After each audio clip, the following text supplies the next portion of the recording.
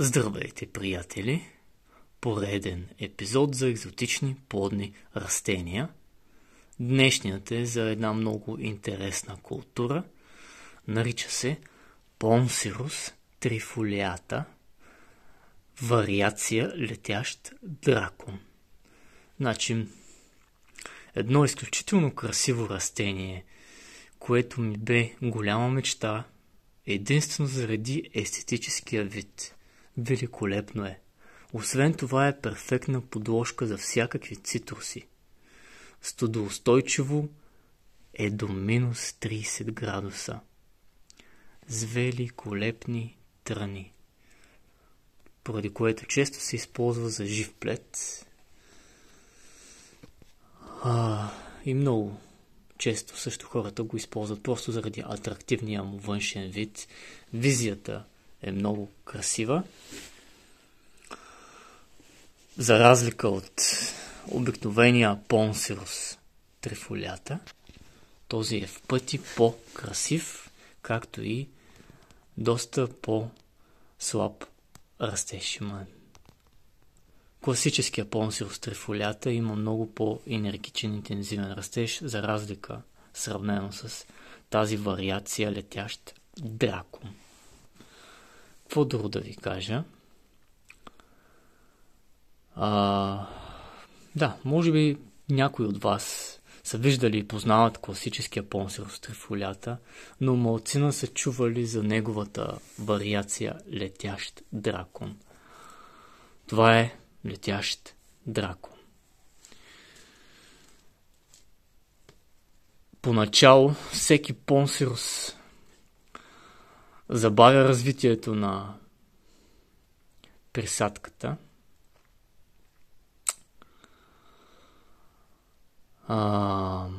но конкретно този вариация летящ дракон, освен всичко това, не позволява присадката да върви много нагоре. Тоест, искате примерно саксийно отглеждане на нискостеблени цитруси, летящ дракон е много по-добър от класическия Poncirus trifoliata. В пъти. Просто много по-нискостеблен е. В смисъл такъв, че карат присадката, присадения цитрус да не вирее на много високо. Докато класическия Poncirus trifoliata може да отива много нависоко. Но тук нямаме такъв проблем. Просто, освен че забавя интензивния растеж, освен че не е толкова енергичен растежа, прави растенията, присадените, да не виреят на високо. По мое мнение е изключително подходящ за цитруси от рода на кумкулат, а и не само, които могат да бъдат отглеждани като нискостеблени саксийни растения. Просто е прекрасен за кумкулат. За някои хора може да е минус и дефект, за мен е ефект, че самото стебло не е толкова право, а криволичи. Криволичи като змия. Някои хора това не им харесва, а на други хора като мен ми харесва.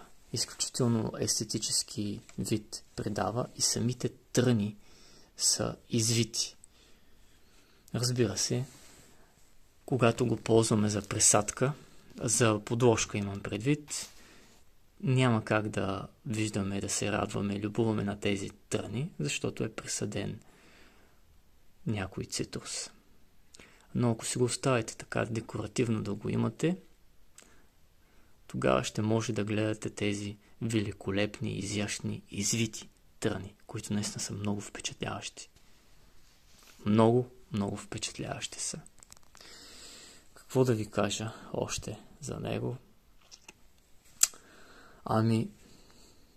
Както вече споменах,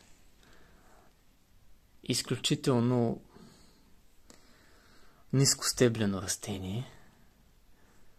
Расте около, сега долу-горе, няма как да е с точност, но долу-горе около 2 метра и малко повече, да речем 2,2 метра на височина и 1,4 на широчина.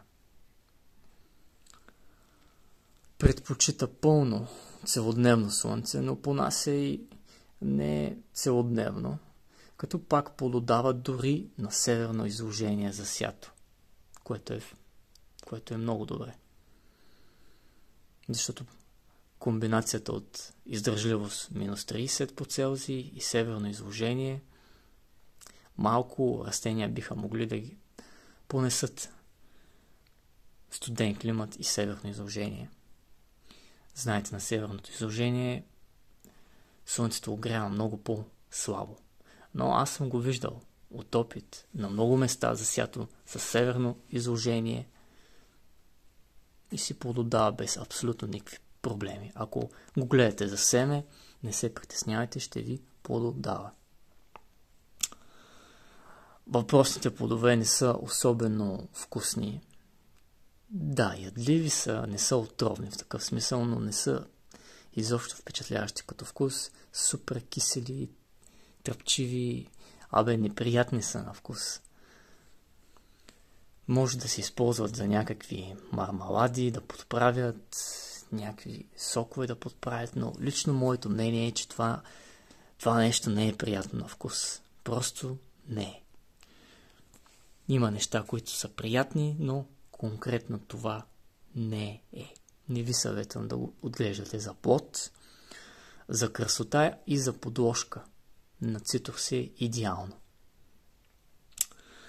Ако искате цитрусите ви да виреят на високо, използвайте класически понцирус трифолията, но ако искате са нискостеблени, тази вариация летящ дракон е вашето нещо. Това е което търсите. Просто класическият понцирус няма да ви даде тази нискостебленост, която ви дава летящият дракон. Аз лично не мисля да си губя времето изобщо с отглеждане на подложки, които са класически понцирус трифолята. Защото вариантът с нискостебление е в пъти по-добър. Когато отглеждаме в саксийно цитрусите, не е удачно да ги пускаме да виреят много нависоко. Това е в общи линии. Мога да добавя това, че е изключително устойчиво растение. Може да вирее както на изключително сухи почви, така и на доста влажни. Няма да имате абсолютно никакви проблеми с отглеждането му. Много устойчиво растение. Разбира се, ако му осигурите по-добри условия, то ще се развива по-бързо и ще влезе в плододаване и развитие доста по-бързо.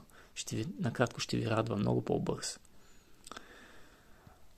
Ако смятате, че днешният епизод ви е бил полезен, с нещо може да поставите палец нагоре.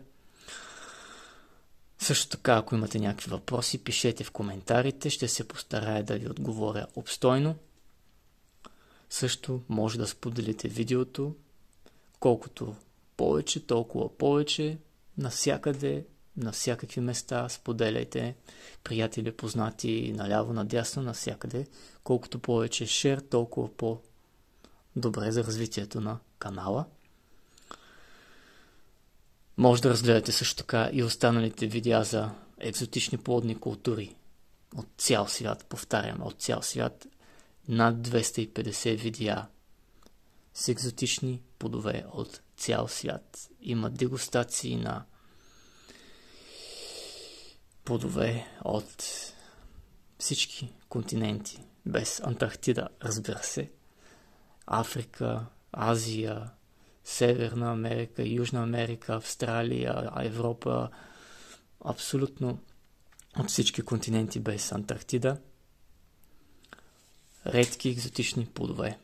Със сигурност, ако се интересувате от екзотични плодове, ще си намерите нещо интересно за вас. И това беше от днешния епизод с тази изключително рядка култура, много по-рядка от обикновения класически понсирос трифолията. Неговата вариация летящ дракон. Чао от мен, чао и от летящия дракон.